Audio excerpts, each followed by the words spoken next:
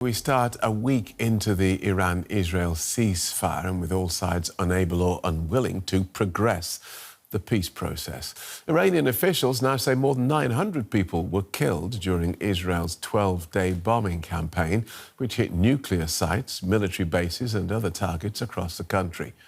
Iranian strikes killed at least 28 in Israel, according to Israeli authorities.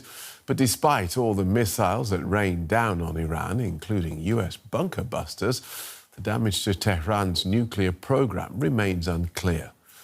Over the weekend, the head of the International Atomic Energy Agency, the UN's nuclear watchdog, said Iran could restart enriching uranium within months.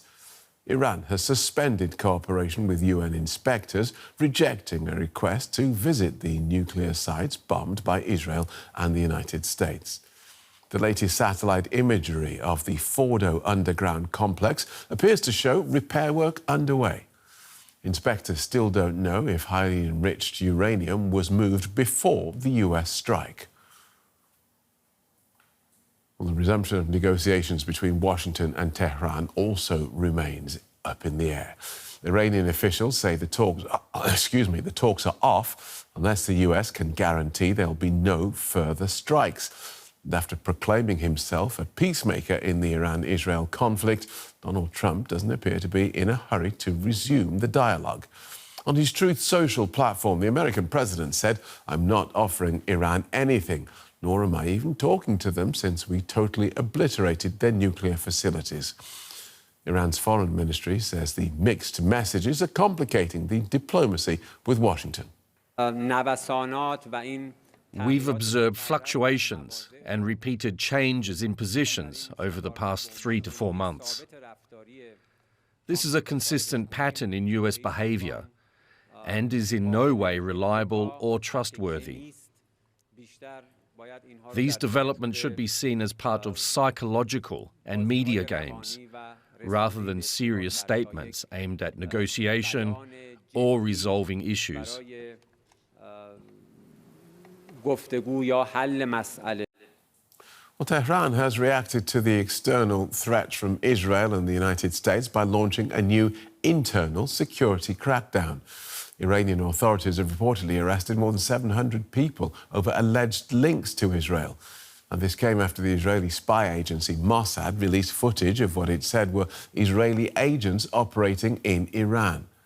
Activists say as many as 6 people have since been executed, and high-profile opposition figures have been arrested without charge, like rapper Toomaj Salehi and human rights activist Hossein Ronaghi. Well, Mary Mohammadi is an Iranian journalist and human rights activist. She's been arrested and imprisoned in Iran several times for her activism. She joins us from the United States. Welcome back to DW. What are you hearing about this latest internal crackdown? Actually, unfortunately, I have to say that many people, as you said, were arrested and a few individuals were executed because there was this accusation that maybe they had cooperation with Israel for spying. I want to say that some people condemn these executions, but I want to remind, and we mustn't forget, that the war that was waged by Israel was started by attacked terrorists, and they targeted specific generals and scientists. That is considered a war crime. And Israel gave excuse to the regime to arrest more people and execute them. And I condemn this war that, without provocation, was waged by Israel during the negotiation. And I want to emphasize... Just the reaction that we've seen from the Iranian regime, the arrests and the executions, is this what you would expect as the regime reacts to these attacks? Or is it worse because the regime itself appears to have been infiltrated by Israeli agents?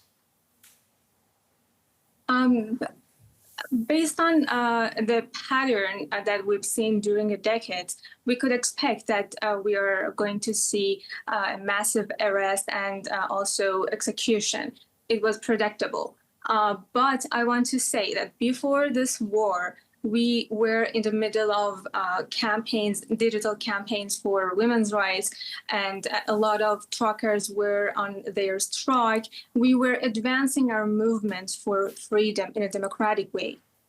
And immediately we faced the war, and Israel claims that it is for our freedom. It has nothing to do with our freedom. It just weakens civil society and our movement. And I believe that we need time to come back to our movements for freedom. This is a too simple scenario that Israel believed that it could make a war, and then officials are going to escape, and then people are going to make an uprising, and then regime change. This is too simple and unrealistic. Okay.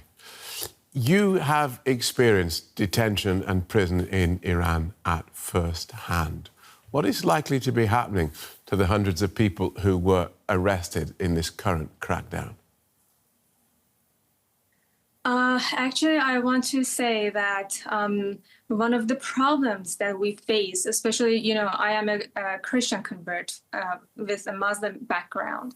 And unfortunately, a lot of Christians are supporting this war because of Christian reasons. They support Zionism. I don't mean only Iranian Christians, a part of Iranian Christians, but mostly non-Iranian Christians and American senators. And this makes trouble for religious minorities in Iran. This is okay. Forgive me, but my question, just to remind you, my question was, what is likely to be happening to the hundreds of people who were arrested in this current crackdown? This is about your question, because religious minorities are in trouble because we face two theocracy. One is Islamic, the other is Jewish. And in the middle, religious minorities are in trouble. And some of the Jews and Christians were arrested because of, spying, just because of their religion. And, we now are in a war condition that is different from the time that I was arrested. When I was arrested, I was just doing journalistic and human rights activism. And I definitely know, I am sure that now the situation is totally different and more difficult, and that even I, that have experience, firsthand experience, I cannot imagine how they are feeling, how their situation looks like now.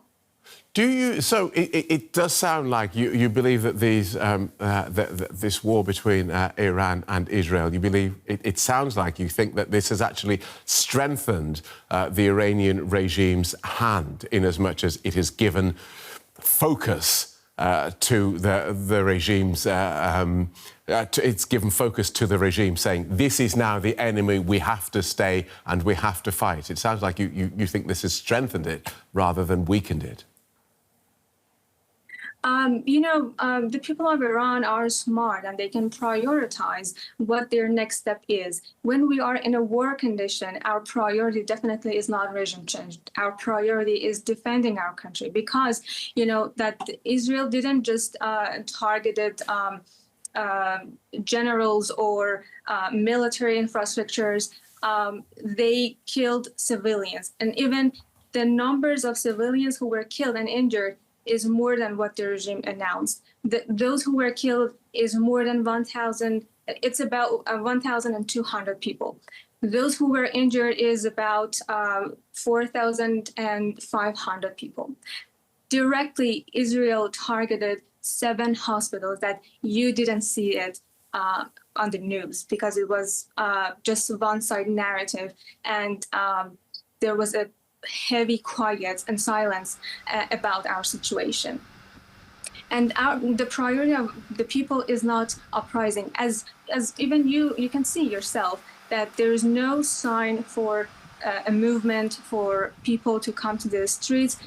Now the priority for the people is defending the country, because the moment that the regime targeted civilians and non-military infrastructures, they came to this conclusion that this is not a war against the regime, this is a war against Iran, and they're not supporting this war and using this as opportunity to regime change.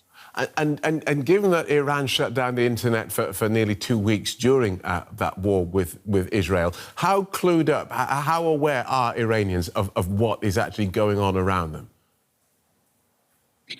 The internet was not cut off completely. For a few days, yes, completely. The people didn't have access to the internet at all.